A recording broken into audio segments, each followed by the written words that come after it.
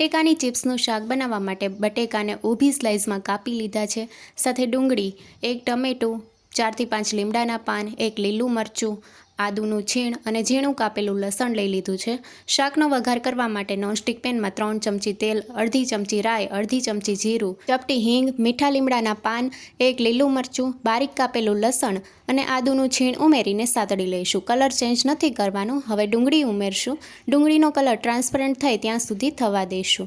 ડુંગળી સતળાઈ ગઈ છે. હવે મીડિયમ સાઇઝનું ટમેટું ઝીણું કાપીને ઉમેરશું. બટેકાની ચિપ્સ ઉમેરશું અને સાતળી લઈશું. હવે ઢાંકણ ઢાંકીને 2 મિનિટ માટે થવા દઈશું.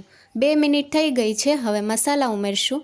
સ્વાદ પ્રમાણે મીઠું અને અડધી ચમચી હળદર પાવડર ઉમેરીને મિક્સ કરી લઈશું અને હજી આપણે 2 થી 3 મિનિટ માટે થવા દઈશું. ટોટલ 5 મિનિટ માટે આપણે થવા દઈશું. બટેકાની ચિપ્સને જોઈ લઈશું તો આ રીતે બટેકાની ચિપ્સને 2 ભાગ કરીએ તો 2 ભાગ થઈ જાય છે. હવે 1 ચમચી કાશ્મીરી લાલ મરચું પાવડર, 1 ચમચી ધાણા જીરું પાવડર, 1 ચમચી મેગી મસાલા, અડધી ચમચી આમચૂર પાવડર ઉમેરીને મિક્સ કરી લઈશું અને હવે ઉપરથી કોથમીરના પાન ઉમેરીને ગેસની ફ્લેમ બંધ કરી દઈશું. એકદમ છૂટી છૂટી બટેકાની ચિપ્સ તૈયાર છે.